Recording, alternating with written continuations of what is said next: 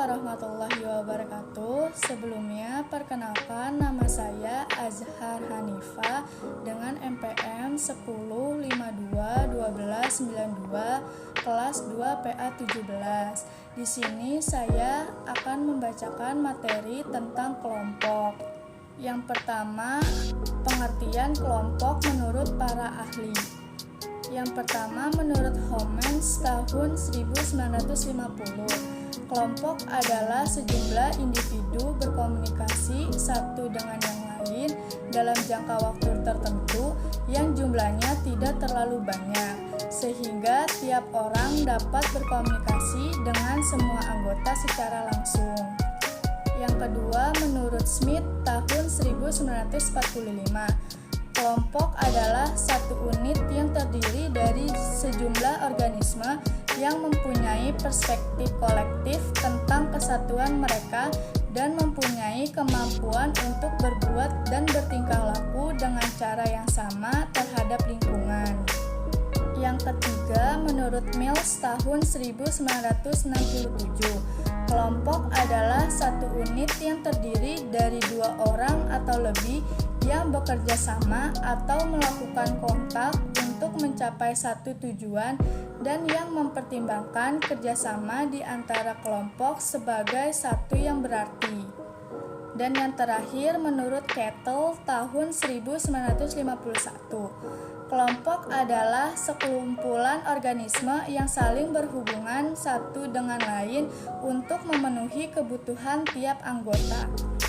Selanjutnya, peran sosial. Yang pertama ada pengertian.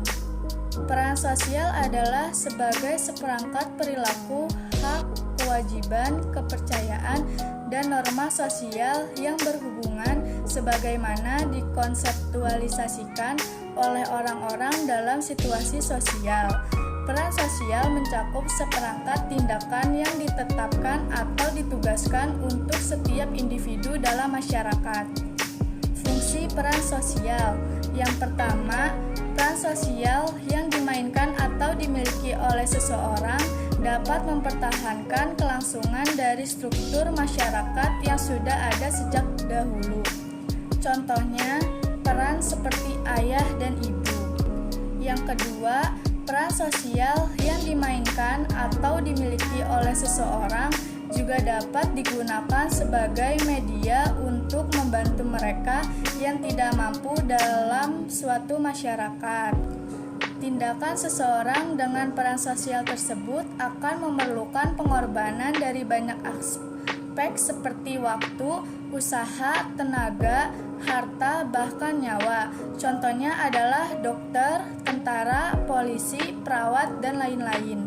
Dan yang ketiga, peran sosial yang dimainkan atau dimiliki oleh seseorang juga dapat digunakan sebagai sarana untuk aktualisasi diri dalam hidupnya.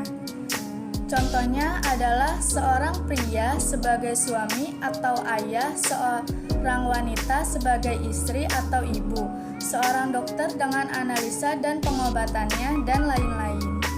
Macam-macam peran sosial ada 3. Yang pertama, peran ideal merupakan suatu peran yang diharapkan atau diinginkan oleh masyarakat luas terhadap status-status sosial tertentu. Peran sosial ini sangat melekat pada setiap orang yang memiliki status sosial yang dipandang tinggi atau baik oleh masyarakat seperti pejabat, kepala desa, pelajar, mahasiswa, guru, dan lainnya. Yang kedua, peran yang diinginkan merupakan sebuah peran sosial yang dianggap atau diharapkan oleh diri sendiri. Peran sosial ini datangnya dari setiap pribadi masing-masing, di mana setiap orang memiliki keinginan atau harapan yang memang ia inginkan dari dalam dirinya sendiri dan kelak akan ia lakukan atau realisasikan. Namun peran ini perlu pertimbangan seperti apakah peran ini sesuai dengan yang masyarakat harapkan, apakah peran ini mendapat pandangan baik bagi masyarakat, apakah peran sosial ini merusak pribadi individu tersebut, dan pertimbangan lainnya.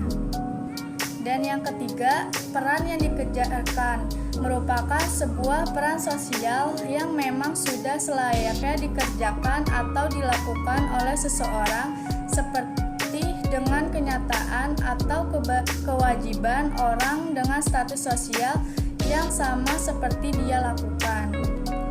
Peran ini juga gabungan dari peran yang diinginkan oleh orang lain, namun juga peran yang diinginkan oleh diri sendiri. Namun pada kenyataannya, terkadang peran ini bertentangan dengan keinginan diri sendiri. Untuk beberapa orang akan melakukan peran ini secara lapang dada, namun tidak banyak orang yang menentang atau tidak melakukan peran ini seperti yang diharapkan. Contoh peran sosial. Seorang wanita harus menjadi seorang ibu yang mengasuh anaknya dan sekaligus mencari ayah karena mencari nafkah karena suaminya meninggal dunia. Contoh dari peran sosial ini adalah contoh kegagalan peran. Selanjutnya, peran gender. Pengertian peran gender. Peran gender adalah peran-peran yang dilaksanakan oleh perempuan dan laki-laki menyangkut hak-hak dan kewajiban mereka seperti pengasuhan anak dan mencari nafkah bagi keluarga.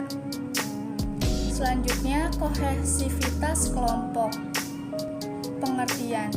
Kohesivitas kelompok adalah proses kesatuan, kelekatan, atau daya tarik individu terhadap kelompok dalam rangka pemenuhan tujuan dan motivasi untuk bersama di dalamnya yang memiliki tingkat ketertarikan dan keyakinan untuk bersama dalam keberhasilan kelompok.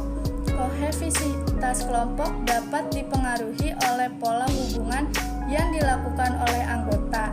Kelekatan yang terjadi di sini hanya bisa dirasakan pada orang-orang yang memiliki kesamaan latar belakang, kesukaan, nasib, dan sebagainya.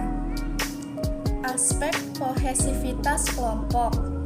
Yang pertama ada kekuatan sosial, yaitu keinginan dalam diri individu untuk tetap berada dalam kelompoknya, atau dapat juga diartikan sebagai desakan atau dorongan dari setiap individu terhadap organisasi ataupun kelompoknya untuk tetap berada dalam kelompok. Yang kedua, kesatuan dalam kelompok, yaitu perasaan saling memiliki terhadap kelompoknya dan memiliki perasaan moral yang berhubungan dengan keanggotaannya dalam kelompok. Kesatuan dalam kelompok juga dapat diartikan sebagai kumpulan manusia yang memiliki kesadaran bersama akan keanggotaan dan saling berinteraksi. Kelompok juga dapat memengaruhi perilaku para anggotanya. Yang ketiga ada daya tarik. Individu akan lebih tertarik melihat dari segi kelompok kerjanya sendiri daripada melihat dari anggotanya secara spesifik. Daya tarik ini dapat berupa semangat kerja yang dimiliki kelompok sehingga akan berdampak positif terhadap perkembangan dan keberlangsungan kelompok tersebut untuk dapat mencapai tujuan. Yang keempat, kerjasama kelompok. Individu memiliki keinginan yang lebih besar untuk bekerja sama untuk mencapai tujuan kelompok.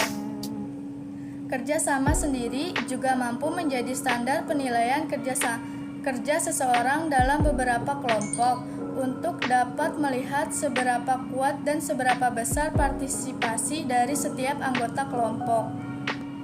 Cara meningkatkan kohesivitas kelompok.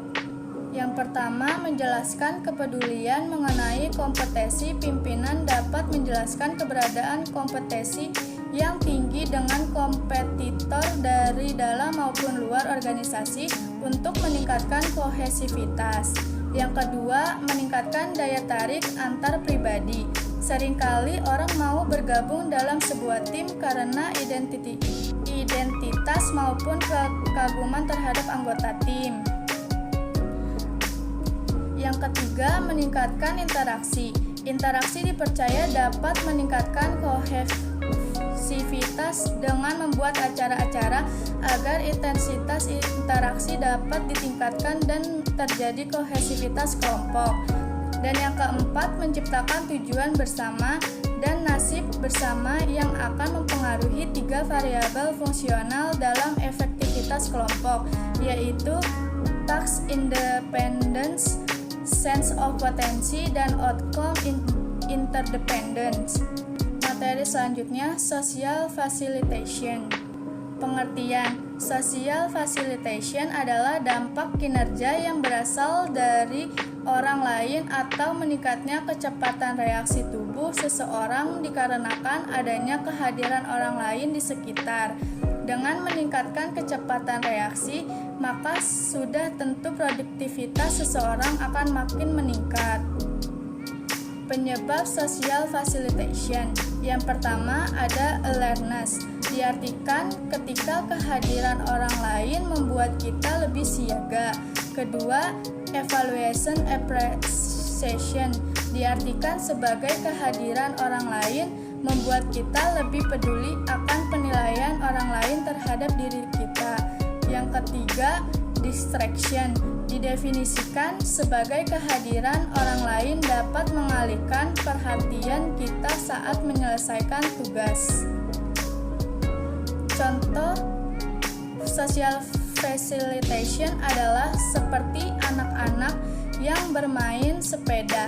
Anak yang bermain sepeda bersama teman-temannya akan memacu lebih cepat daripada bersepeda sendirian, karena ia merasa ingin memperlihatkan kemampuannya terhadap teman-temannya bahwa ia bisa lebih dari teman-temannya yang lain. Sekian materi dari saya, kurang lebihnya mohon maaf. Wassalamualaikum warahmatullahi wabarakatuh.